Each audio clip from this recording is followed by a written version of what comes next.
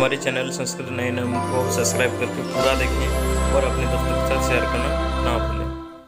आज हम आपके लिए फिर से लेकर आए हैं एक और वीडियो जो कि शिक्षा शास्त्री, शिक्षा आचार्य और विद्या भारती प्रवेश परीक्षा के ऊपर है। और ये नोटिफिकेशन आया है हमारे इंडिया के बहुत ही फेमस संस्कृत यूनिवर्सिटी जो है कि सेंट्रल संस्कृत यूनिवर्सिटी की तरफ से। यहाँ पर आप आकर देख सकते हो, ये नोटिफिकेशन यहाँ पर रखा हुआ है। यह है नोटिफिकेशन सेंट्रल संस्कृत यूनिवर्सिटी की तरफ से आया हुआ है जो कि शिक्षा शास्त्री एंट्रेंस टेस्ट और शिक्षा आचार्य और विद्यावृत्ति एंट्रेंस टेस्ट के ऊपर है। यहाँ पर आप नोटिफिकेशन देख सकते हो।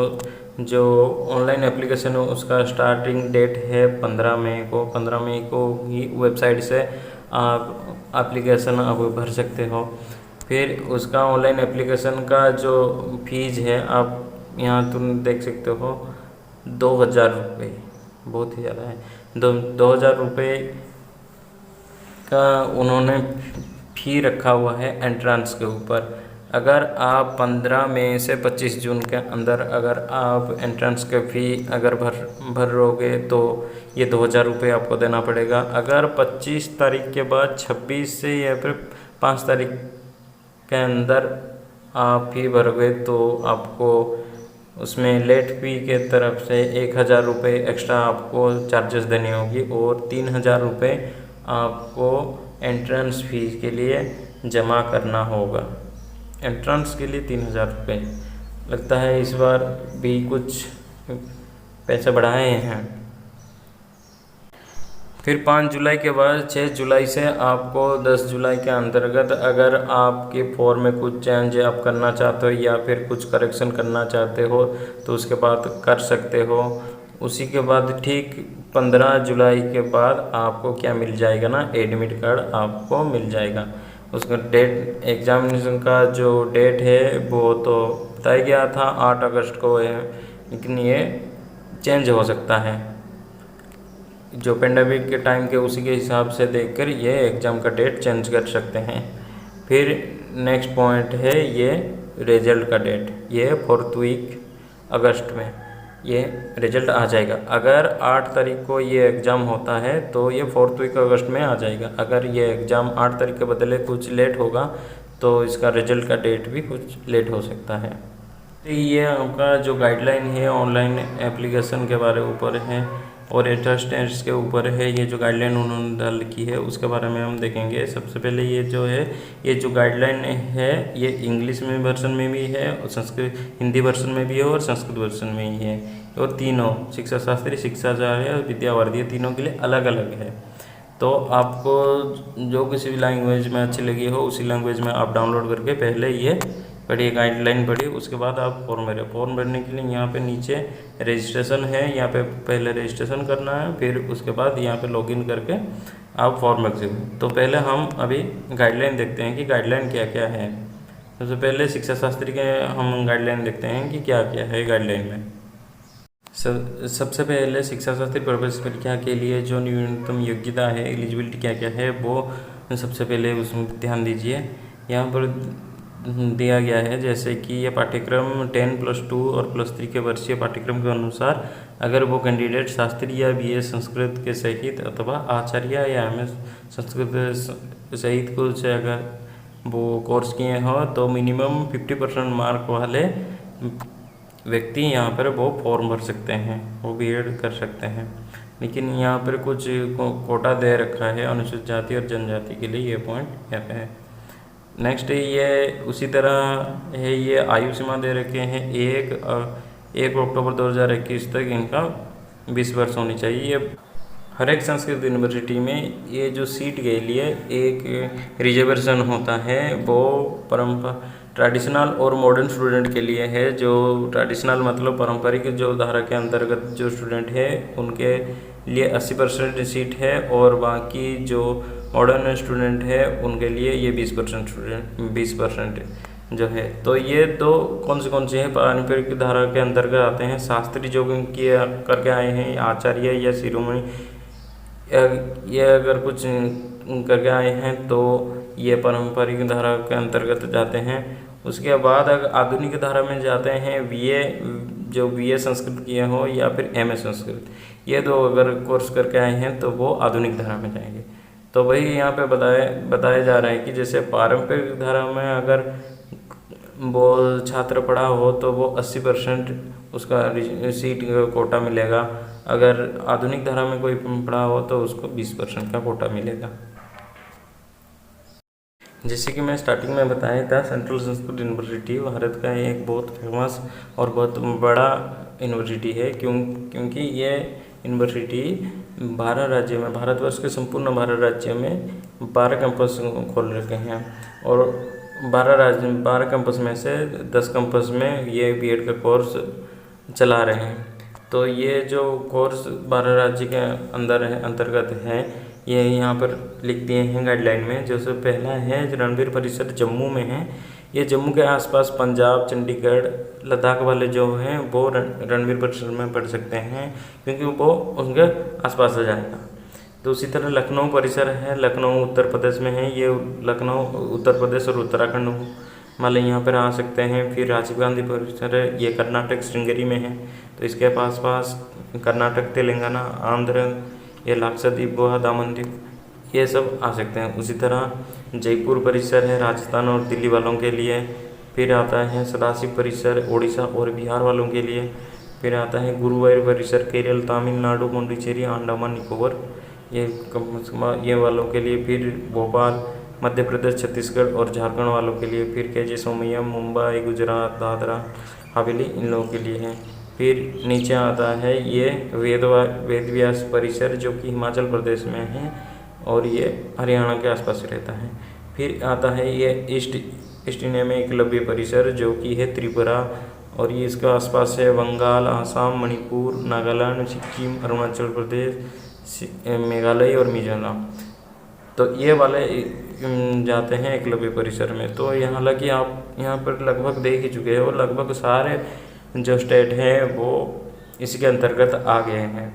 परीक्षा केंद्र आप यहाँ पर देख सकते हो, जब फॉर्म भरते समय यहाँ परीक्षा केंद्र भी अपने हिसाब से आपके जो पास होगा उसी जगह पर आप केंद्र भर सकते हो। जैसे कि यहाँ पर देख सकते हो पूरा 20 परीक्षा केंद्र यहाँ पर डाल रखे हैं, हर एक स्टेट में है।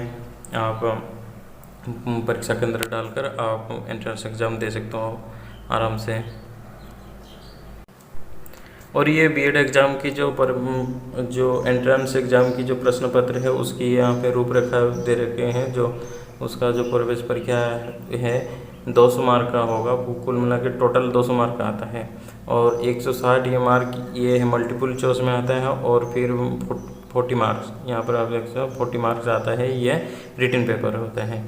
तो मल्टीपल चॉइस में क्या क्या आए थे, संस्कृत भाषा दक्षता के 40 अंक आते हैं, सामान्य ज्ञान मानसिक योग्यता के 40 अंक है, शिक्षण अभिक्षमता के आते हैं 40 मार्क, संस्कृत वाङ्मय के ऊपर आता है ये 40 अंक।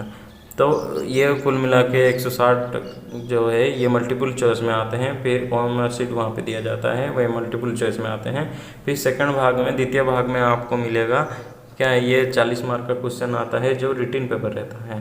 रिटन पेपर आपका संस्कृत भाषिक तत्व ज्ञान के ऊपर 10 मार्क है, अवबोध परीक्षा के ऊपर 20 मार्क है और ये गद्य पद्य रहता है, जो पैराग्राफ रहता है पैराग्राफ राइटिंग रहता है। फिर उसके बाद सर्जनात्मक लेखन, ये ऐसे राइटिंग के टाइप का होता है, ये 10 मार्क का होता है। ये कुल मिला के ये 40 मार्क होता है, टोटल ये आता है 200 मार्क का है कुछ, ठीक। उसी के बाद अगर आपको सिलेबस चाहिए तो यहाँ पे नीचे वो सिलेबस दे रखे हैं, ये जो पूरा का पूरा पाठ्यक्रम है, आप यहाँ पे पाठ्यक्रम देख सकते हो। पाठ्यक्रम के साथ साथ नीचे उन्होंने कुछ सैम्पल क्वेश्चन भी यहाँ पर देखे जो है अदर, यहाँ पर कुछ सैम्पल क्वेश्चन भी देखे आपको प्रैक्टिस के लिए कैसा क्वेश्चन आएगा, कितने लेवल पर ये क्वेश्चन आएगा, उसको आपको यहाँ पर जानकारी मिल जाएगी। तो ये है शिक्षा शास्त्री के ऊपर है। अभी हम देखते हैं शिक्षा आचार्य में क्या क्या है। तो यहाँ पर हम शिक्षा शास्त्री के बाद अब देखते हैं शिक्षा आचार्य के जो प्रवेश में जो योग्यता है उसके बाद उसी के बारे में। जैसे कि यहाँ पर सबसे पहले ध्यान दीजिए, ये जो शास्त्री अथवा BA संस्कृत अथवा ये आचार्य या फिर MA संस्कृत, ये कोई ज़रूर नहीं है ये चारों में से कोई एक भी कोर्स किए हो। उसी के साथ अगर शिक्षा शास्त्री या फिर बीएड जो किए हो संस्कृत शिक्षण के ऊपर अगर बीएड किए हो तब भी आप ये शिक्षा आचार्य की फॉर्म आप भर सकते हो। यहाँ पर ये नहीं है कि आप शास्त्री के बाद अगर आचार्य नहीं किए हो तो ये शिक्षा आचार्य का फॉर्म नहीं भर सकते, ऐसा नहीं है। अभी क्या गया है ना, जो शिक्षा आचार्य है ये एक मास्टर डिग्री है, तो एमए संस्कृत की आवश्यकता नहीं है। इसलिए शास्त्री के बाद अगर आप शिक्षा शास्त्री भी किए हो तो भी तब भी आप शिक्षा आचार्य कर सकते हो, शिक्षा आचार्य के फॉर्म आप भर सकते हो। इसमें आचार्य की ज़रूरत नहीं है। अगर आचार्य किए हो तो किए हो, अच्छी बात है, लेकिन आचार्य की यहाँ पे ज़रूरत नहीं है। शिक्षा आचार्य जो कोर्स है ये सिर्फ ये जो बाकी 12 कैंपस में से सिर्फ 2 ही कैंपस में उपलब्ध है। एक है जयपुर परिसर में जो 50 सीटें हैं और एक भोपाल परिसर में 50 सीट, कुल मिलाकर 100 सीट हैं एमएड में। इसी का भी एमएड का भी जो परीक्षा केंद्र है ये भी उसी तरह उसी के साथ साथ एग्ज़ाम होगा, जो एंट्रेंस एग्ज़ाम। इसीलिए जितने जो भी बीएड में एंट्रेंस एग्ज़ाम है वो सारे एमएड के भी एग्ज़ाम सेंटर है, आप इसको चूज कर सकते हैं। शिक्षा आचार्य की जो एंट्रेंस टेस्ट है उसका प्रश्न पत्र का रूपरेखा आप यहाँ पर देख सकते हो। इसका टोटल मार्क है 150 मार्क के ऊपर क्वेश्चन आता है, उसमें से 100 मार्क है जो 100 मार्क है वो ओएमआर शीट में होगा और 50 मार्क है जो वो रिटन पेपर में आएगा। यहाँ पे देख सकते हो जो संस्कृत भाषा दक्षता है ये 25 मार्क का आएगा जो ओएमआर शीट में आएगा, ठीक है ना। उसके बाद संस्कृत मनोविज्ञान ये भी 25 मार्क का है। फिर शिक्षा और शिक्षण संबंधित सामान्य ज्ञान ये 25 मार्क का है और उसके बाद संस्कृत शिक्षण ये 25 मार्क का है। कुल मिला के 100 मार्क ओएमआर शीट में आएंगे क्वेश्चन। नेक्स्ट उसके बाद रिटन पेपर में जो है 50 मार्क का जो क्वेश्चन आएगा उसमें संस्कृत भाषिक तत्व ज्ञान में आएगा 10 मार्क। ये गद्य पद्य पाठ्य योजना का रूपरेखा ये 10 मार्क का क्वेश्चन आएगा। फिर आता है प्रदत्त विषय में क्रियात्मक शोध योजना जो आता है वो 20 मार्क का आता है। फिर प्रदत्त विषय में संतुलित प्रश्न पत्र का निर्माण ये 10 मार्क का क्वेश्चन आता है। कुल मिला के ये 50 मार्क के क्वेश्चन यहाँ पे आते हैं। नेक्स्ट यहाँ पर ये जो क्वेश्चन पेपर का उसका पूरा यहाँ पर सिलेबस दे रखा है, आप गाइडलाइन डाउनलोड करके ये सिलेबस अच्छी तरीके से पढ़ लीजिएगा। उसके बाद उसी तरह नीचे इसका कुछ आदर्श प्रश्न पत्र भी यहाँ पर दे रखते हैं, आप प्रैक्टिस के लिए आप यहाँ पर ये प्रश्न पत्र देख सकते हो। नेक्स्ट हम देखते हैं विद्यावारिधि के लिए। पहले विद्यावारिधि जो पीएचडी के एंट्रेंस टेस्ट के न्यूनतम योग्यता को पहले देख रहे हैं यहाँ पर। तो सबसे पहले जो कैंडिडेट है वो आचार्य या फिर एमए संस्कृत किया हो, उसी के साथ साथ वो मिनिमम कितना 55% मार्क अगर वो रखा हो तो वो ये जो एंट्रेंस एग्ज़ाम के फॉर्म में वो भर सकता है।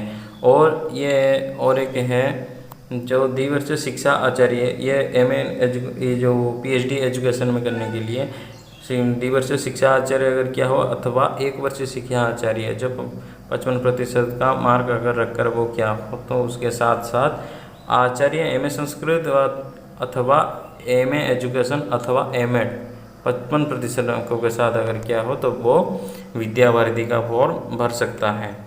लेकिन यहाँ पे और एक पॉइंट है जो कुछ यूनिवर्सिटी में देखा जाता है कि जो जेआरएफ के क्वालिफाई के कुछ होते हैं बच्चे, तो उनके लिए जो प्रवेश परीक्षा है वो सिर्फ फॉर्म भरेंगे लेकिन उनका पीएचडी में एडमिशन हो जाता है। लेकिन यहाँ पर यूनिवर्सिटी ने जो जेआरएफ नेट स्लेट आदि कुछ में उत्तीर्ण किए हो या फिर एमफिल भी किए हो तब भी आप विद्यावारिधि प्रवेश परीक्षा में वर्षा आपको लिखनी होगी।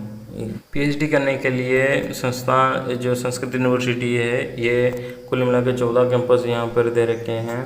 जो सबसे पहला है ये जम्मू कैंपस, फिर लखनऊ, श्रृंगेरी, जयपुर, पुरी, नेक्स्ट आता है ये गुरुवायूर केरला कैंपस, फिर नेक्स्ट आता है हमारा भोपाल, मुंबई, बलहार हिमाचल प्रदेश, अगरतला, रघुनाथ कीर्ति उत्तराखंड और ये गंगानाथ झा इलाहाबाद।